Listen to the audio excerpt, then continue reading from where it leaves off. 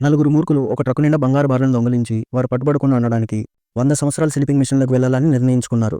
తద్వారా ప్రపంచం ఈ దొంగతనాన్ని మర్చిపోతుందని. సమయం గడిచింది. వారొక్కొక్కరుగా మేల్కొన్నారు. కానీ వారి శరీరాలు అస్సలు మారలేదు. వాళ్ళు గుహ నుండి బయటకొచ్చి చూస్తే పెద్దగా ఏమీ మారలేదు. హైవా ఇంకా అక్కడే ఉంది. కర్లీ కోపంతో స్లీపింగ్ మిషన్ పనిచేయలేదని చెప్పని అన్నాడు. అప్పుడు ప్యాటీ గమనించాడు వారిలో ఇంకొకరు మేల్కొనలేదని. వారక్కడికి వెళ్లి చూస్తే గుహ యొక్క హ్యాచ్ రాయితో బద్దలై ఉంది.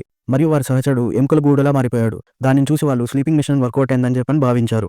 వెంటనే ఆలస్యం చేయకుండా బంగారు బార్లను కారులో లోడ్ చేశారు. కర్లీ తన సహచరుణ్ణి ఒక బకెట్ తీసుకురమ్మని చెప్పాడు. అతను దూరంగా నడుస్తుండగా కర్లీ త్వరగా కారులోకి యాక్సిలరేటర్ని నొక్కాడు. తన సహచరుని మోసం చేసి కారుని పూర్తి వేగంతో నడిపాడు. కానీ అకస్మాత్తుగా కారు పనిచేయడం మానేసింది. కారు లోయలకి జారిపోతుండగా కర్లీ బయటికి దూకాడు. బంగారంతో సహా కారు లోయలో పడిపోయింది. ప్యాటీ లోయంచు పరిగెత్తాడు. అతను కర్లీని నిందించలేదు. ఎందుకంటే ఇప్పుడు బంగారం మొత్తం వారిద్దరికి మాత్రమే సొంతమని. కానీ వాహనం లేకపోవడంతో వారు సమీప పట్టణానికి నడిచి వెళ్లాల్సి వచ్చింది.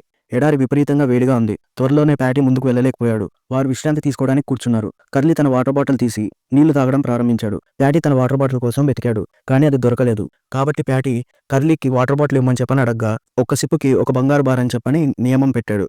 అందుకు ప్యాటీ అంగీకరించాడు. కానీ కర్లీ చూడనప్పుడు ప్యాటీ ఒక్కసారిగా లేచి బంగారు బార్లతో కర్లీని కొట్టాడు. దురాశకరమైన కర్లీ అక్కడే మరణించాడు. ప్యాటీ తన ప్రయాణాన్ని కొనసాగించాడు. కానీ బంగారం బరువు కారణంగా ప్యాటీ కుప్పకూలిపోయాడు.